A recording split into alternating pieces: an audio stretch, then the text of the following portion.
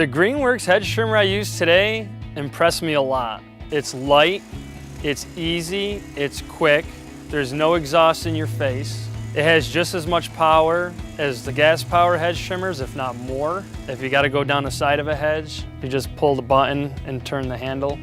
And you won't get fatigued after using it over long periods of time.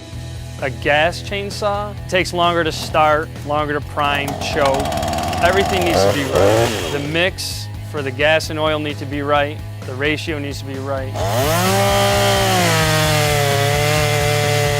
Overall, it's just more maintenance in a gas-powered equipment versus a battery-powered equipment.